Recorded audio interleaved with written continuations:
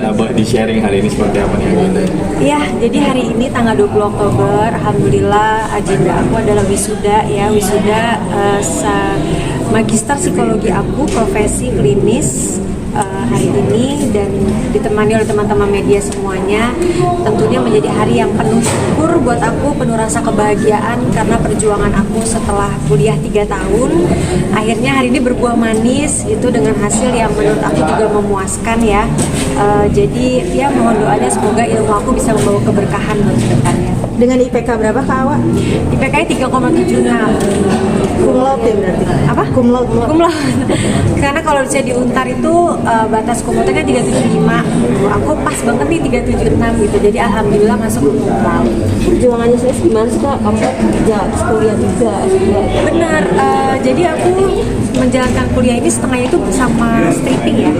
Satu setengah tahun aku sambil syuting setiap hari terus, dan itu wah menjadi jadwal yang sangat padat karena aku pagi harus ngambil klien data di rumah sakit karena aku psikologi kan, rumah sakit jiwa, di lapas, di panti sosial, panti asuhan, tuh sorenya langsung ke lokasi atau ketuker gitu. Jadi emang tiap hari tuh udah kayak mesin banget deh gitu dijalani, dan sering begadang juga pastinya karena laporan yang udah aku buat itu sekitar 1000 halaman. Syarat aku untuk lulus ke magister psikologi ini adalah mengambil 9 kasus. Nah 9 kasus itu laporannya 1000 halaman. Jadi kalau tesis aja tuh udah berat ya. Tesis tuh kurang lebih paling 100-an. Ini 10 kali lipatnya gitu. Jadi memang satu perjalanan yang luar biasa sih. Tesis tentang apa? Tesisnya? Tesis. Iya. Jadi kalau tesis aku kemarin judulnya itu adalah peran separation anxiety pada psychological distress dan juga insomnia terhadap orang tua yang tidak bisa sama anaknya gitu. Dan mungkin aku mau jelasin sedikit ya, orang banyak yang beranggapan kalau tesis aku nih, wah tesisnya isinya kisah hidup nih gitu. Itu aku klarifikasi nggak kayak gitu, karena tesis itu pada dasarnya adalah tulisan ilmiah. Jadi semua yang ada di dalam tesis itu adalah hasil penelitian sebelumnya. Nah kebetulan inspirasinya dari kehidupan aku nggak, jawabannya pasti ya, karena teman-teman semua juga pada tahu. Jadi aku juga mencari inspirasi dari kehidupan. Kalau orang tua dipisah sama anak itu ada dampak psikologisnya nggak? Dan hasil tesis aku itu menunjukkan bahwa ada dampak psikologisnya, yaitu bisa terkena stres, bisa terkena kecemasan antara keterpisahan, dan juga bisa terkena insomnia. Itu semua dari tesis aku. Kalau boleh tahu latar belakang mengambil judul tesis atau pendalaman tesis itu karena pengalaman pribadi atau karena apa? Sebenarnya karena pengalaman pribadi, tapi itu sendiri tidak cukup karena pasti dosen pembimbing aku meminta urgensinya apa sampai ini dijadikan penelitian. Nah jadi fenomena perceraian di Indonesia itu yang semakin tahun semakin meningkat, itulah yang bisa menjadi satu dasar diambilnya penelitian ini, karena banyaknya perceraian meningkat.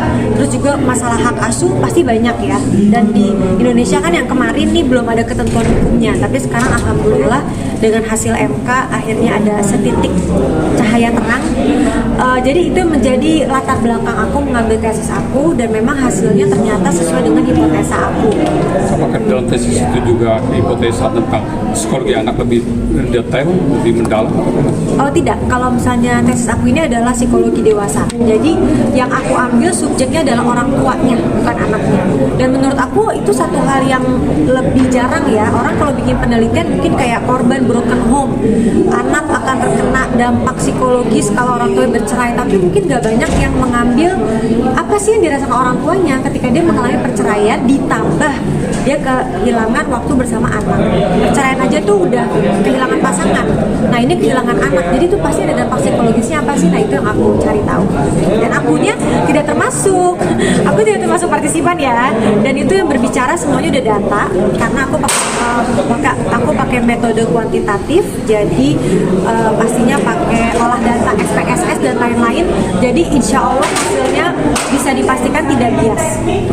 Awak setelah menyandang status magister psikologi klinis, akankah lebih jadi praktek psikologi apa gimana? Iya, insya Allah aku mau praktek juga. Jadi aku sekarang mau menjalankan syuting dibarengi dengan praktek. Dan menurut aku waktunya lebih fleksibel karena kalau praktek itu kan aku sendiri yang menentukan. Aku kapan mau nerima klien. Nanti main-main ya ke tempat praktek aku.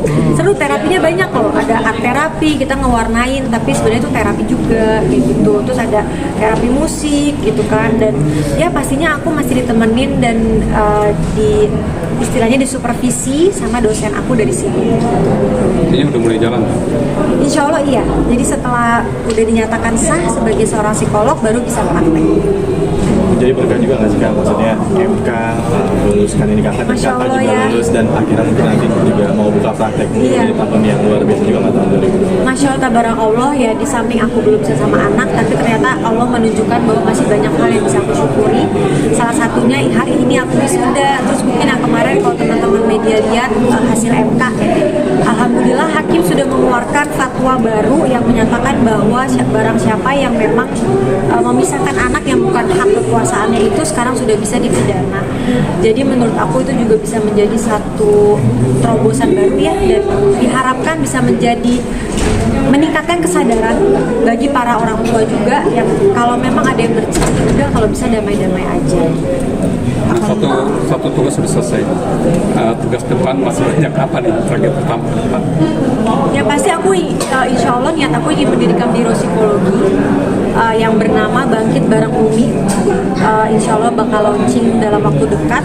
Jadi itu adalah satu biro psikologi yang memang ada nilai edukasinya, setengahnya juga sebagai konten di media sosial karena itu yang paling gampang orang raih ya untuk mendapatkan edukasi tentang psikolog gitu. Pastinya dibarengi dengan aku praktek sebagai psikologi klinis. Mungkin kedepannya itu dulu sambil aku melihat-lihat kalau memang ada yang bisa aku bantu gitu. Dan aku nanti juga di Bangkit Bareng Umi ini aku mau mengadakan kayak istilahnya 1 minggu 1 kali tuh aku menerima orang mau konseling, tapi konselingnya tuh anonim, jangan lewat DM, nanti aku bahas ketika live gitu. Jadi biar aku juga bisa ada nilai ngebantu orangnya. Ilmu yang aku pakai itu supaya bermanfaat juga untuk orang banyak. Support seperti apa keluarga ketika menjalani? Masya Allah, tabarakallah, luar biasa keluarga hari ini hadir ya, semuanya alhamdulillah menunggu juga dan menantikan momen wisuda. Pastinya doa orang tua yang paling penting, doa saudara semua, dan ya aku pokoknya penuh rasa syukur lah. Kak, kalau meruntun ke belakang gitu, mengapa sih